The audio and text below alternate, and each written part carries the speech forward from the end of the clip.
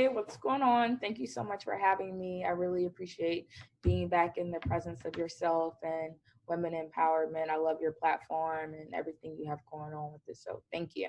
Thank you, and we love you and everything you do and stand for. So we're super excited to have you back. So Sammye, why don't you give us a quick little introduction to yourself, who you are and what you do? So my name is Sammye Scott, and I am director of A&R for Atlantic Records. A&R obviously is so much more than an A&R. Maybe not obviously, but I'm just gonna put that out there. You're like a jack of all trades. You're wearing all the hats. You're the manager, the psychiatrist, the admin, the friend. You're the everything. You're the marketing. You're the photographer. You're everything. So that's what I do to kind of sum it up. Yeah, all right. Well, we'll definitely get a little more into it because that's a hefty job you have, especially as director at Atlantic. So that's amazing, Sammye. So what are you working on right now? What artists are you working with at the moment? Oh my gosh, I'm working with so many artists right now. I'm working on a Christmas project. I'm spearheading a Christmas project for Atlantic Records right now, myself and my colleague, Gary Leon. We're doing that, which has been very, very interesting, being that it's the summertime and we're working on a Christmas project and people are not in the mood to work on a Christmas project right now. But we're getting it done and it's been, very challenging, but amazing. I love a great challenge. So that's a super priority. I'm working on Juicy Fruit, who has had like 4 songs premiere on P Valley, getting a lot of great feedback on that. Keybone Money, we're working on wrapping up his project. He's also from Memphis, as well as Juicy Fruit. And we're releasing a song with him soon, featuring Kevin Gates, called Amen. So super excited about that. Awesome. K Supreme, he's from Cali. We're in the studio all week, wrapping up his project as well. That should come out in the next couple of months. Super excited about that. Working on a Giannis, female R&B singer, super dope from Atlanta.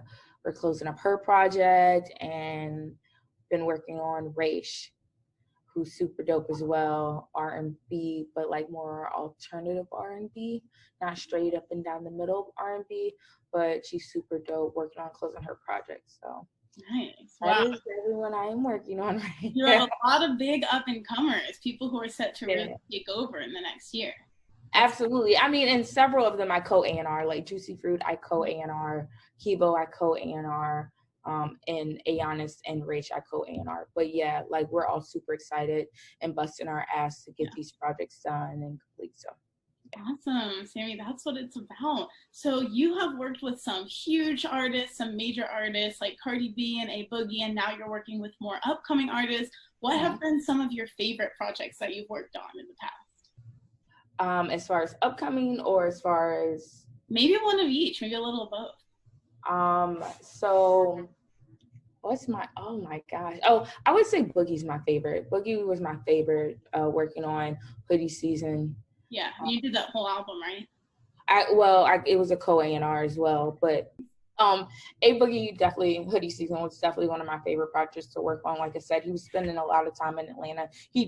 I wasn't his A&R. He has an A&R named Brian Johnston, but I did, work heavily on the project. So, and Boogie's like my bro. We grew so close. I love him to death, and the whole High Bridge crew. QPE, Don Q, the whole team. They're just super dope and we're amazing to work with. But I would also say it was really great working with every artist is different. So it's like, it's hard to say I have a favorite, because I love working with Ayannis, like, female to female, like there's certain things I'm going to relate to that she might not be able to relate to with other people, just as we're not too far in age. Same thing with Ray. She's super dope, super open. I just cut 2 Christmas records on her the other week, so that's been super exciting. But Juicy Fruit, love Juicy because she's completely different from the rest of them. She's a female rapper, so that's been super interesting. She had a project come out March 11th called Black Sheep, which that was super dope to work on. Very versatile.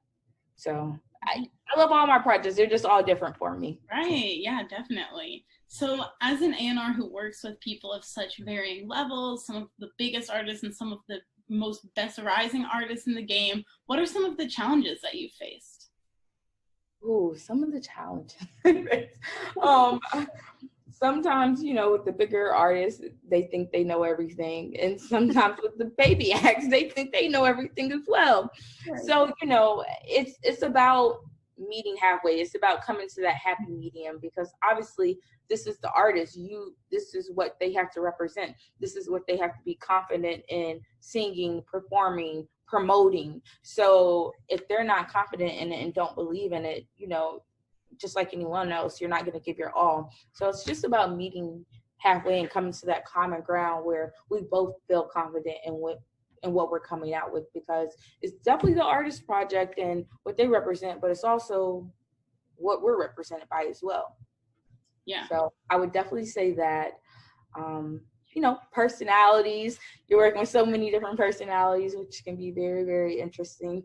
But I'm a people person, so normally I don't have issues with that. I can adapt to each person and how they are depending on that day. Huge. Being a people person is huge as an A&R. It is. It really is an understanding. Like some days, you're going to have to deal with them being hell. Some days they'll be the sweetest people ever.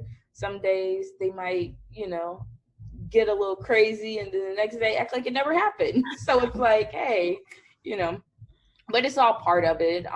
Like I said, I love what I do. They're all like my family or my brothers or my sisters, however you want to look at it. What are some other challenging?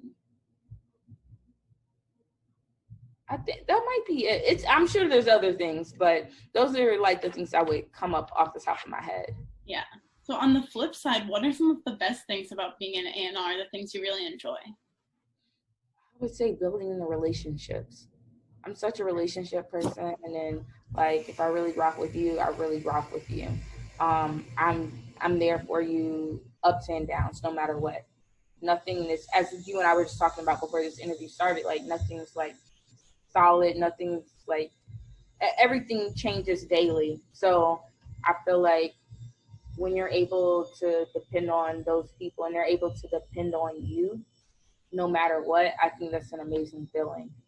And just really creating an amazing body of work. Like knowing you spent maybe 6 months or a year or however long investing your time, energy, relationships, sacrifices all to put this project together, and finally see it come out and flourish is like also one of the best feelings. Right, absolutely. That's beautiful. That's a really nice part of being an A&R. Sammye, can you tell us a little bit about your journey to director of A&R in Atlantic? How did you get where you are today? Yeah, oh my gosh, such a long story, but let me figure out how to shorten it. Okay. So I moved to Atlanta to go to Spelman College when I was 17. I was psychology with the track and pre-law major, graduated, and then I started working, I was at an internship at a booking agency that I did for 2 years. It was really interesting because I learned a lot from them. Mm-hmm. And I met a lot of great people, and I still have those relationships to this day. But I just realized that's not ultimately what I wanted to do. But it helped me, and it served as a stepping stone in my career and in my journey, because it's so many things it taught me to prepare me to get to where I was going next, which was working with Akon and his brother Boo, mainly with their labels, Boo Vision and Convict Music.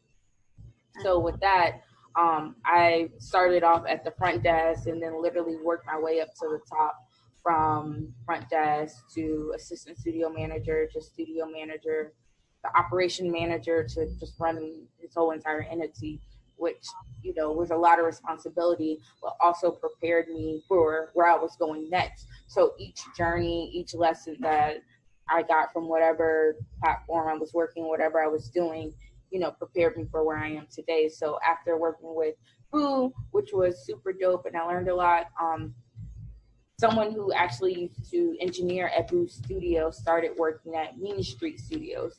Atlantic has studios inside Mean Street Studios. Atlantic was looking to empower some women, to bring on women on the staff some A&Rs, and my friend Roy suggested me, and I just that's kind of how it happened. It's kind of how it happened. So I came over there, started doing sessions, and I interviewed. I started working with Chris, and then I interviewed with Monray, and she hired me as a consultant, which was dope. And as a consultant, that's when I was working with A Boogie. Yeah. So from like just committing and putting in so much time, they offered me a full-time position from there. Wow. And I am now. Wow, you really worked your way up. You really earned it. That's amazing, Sammye. Oh yeah, I definitely worked my way up. Definitely. Yeah, that's really. And I think that's super imperative. Oh, I'm sorry. Go ahead. No, I said that's inspiring. It's great to hear. Thank you. I just think it's super imperative for people to have like that full journey, because if you skip some steps, which I guess technically is not skipping because everyone has their own path and journey, but I feel like everyone should be like an assistant or work at the front desk or something like that, just to teach you certain like perspectives on how it is from starting here and going to here, as opposed to going here and going to here. So right, of course, yeah, it probably informs your perspective as an A&R a lot too. Correct, absolutely. Right. So Sammye, when you're looking for artists that you think will work well with you and your team, what do you look for in an artist? What do I look for in an artist? Honestly, I just spend time with you. Oh. Yeah, like when I first see an artist, one, I feel like I want you to demand the room. And I don't mean demand the room by being the loudest person in the room, but there's a certain presence about you when you walk in the room. And this may sound cliche, but I'm looking for a superstar. And people are like, oh, well, this person wasn't a superstar when they signed, or this person wasn't a superstar when they signed. But there's certain potential that you see that you understand just has to be polished and developed. But you see that there, and everyone doesn't have that. And it's not teachable or coachable. Like they have to have it to some certain degree, and then you're going to enhance what they have going on to help build it. So between that and spending time with the person to make sure, like, you know, we actually mesh well and get along, because if we're basically in a relationship, like we're married, you're my child, whatever, for the next 3, 4, 5 years, however long it takes. So I have to know like your work ethic. Like I have a motto, like I'm not begging anyone to do anything. I'm not going to outwork the artist. Like if I provided you the opportunity of what you were trying to achieve from your goals, hey, you got to meet me halfway. I'm going to always give it 200% and do what I have to do. I'm going to fight for you. I'm going to stand on the table, but you have to do the same. Like I can't be begging you to go to promo runs. I can't be begging you to go to the studio or anything like that. So that's why I think it's super important to build that connection prior to just jumping in the bed with someone and signing them when you don't even know them. Right, that's huge. And sometimes things are time sensitive, so you may just think they're super dope and not have that time to build that rapport or relationship yet. And once you sign, then you get into it. But either way, I think it's super, super important to do that. Yeah, that's important. To have longevity of y'all, you know, the dynamics of your relationship and the career. Yeah, that's definitely an important quality in an artist. I can see why that would be something you'd look for. So Sammye, what advice do you have for young women who want to become A&Rs? Okay, so advice for young women who want to be an A&R, I would say, you know, don't worry about what everyone else is doing. And I know with how social media has transpired, it's so easy to be looking at somebody's page and be like, hey, oh my gosh, like how did they get there and I started before them? Right. Or I know this person, why did they get this position? I didn't get this position. It's just so easy as human beings, period, to compare yourself. And it's so important not to do that, because everyone has their own journey. Everyone has their own path on where they're supposed to go. And sometimes you might not be ready to go to the next level yet. You might need to achieve a few more things on the level you're at before you go to the next position, because what happens is, you know, as we know, this industry is based off relationships. But if someone gets their foot in the door, they get you the position, but you don't fulfill that once you get there, then yeah, it's all bad. So you just want to make sure that, you know, you're super aware of that, and make sure that, I mean, it's super dope and fine to network up. But I always tell people this, networking up is amazing because you can learn from so many people things that they've already experienced that you might have to be going through, or that you're currently going through. But it's also super, super important to network across. And I think people forget that. And I always try to instill that in interns, because there'd be a room full of interns that don't talk to each other, that intern every single day, have no idea what each other want to do, like what the long-term goal is, or the objective, what they're even trying to achieve while they're within their internship. And it's like, no telling, y'all could compliment each other and help each other out and build something, and then really impress wherever you're interning at, and then everyone get hired. You just never know. And I think I hate that lack of like unity when it comes to things like that. That's so important. Networking horizontally, unity between people in position, that's so important, right? You never know where someone's going. Exactly. And then I also would want to state, don't dictate your respect level to people off their position, because one, you never know who's going to be who. And that comes from the assistant, the janitor, the CEO, the vice president, whoever it is. Like, you never know. And I always use this example as well. Andre Harrell hired Diddy and he got fired. I mean, I'm sure Diddy can appreciate that now. He might not have understood it at the time.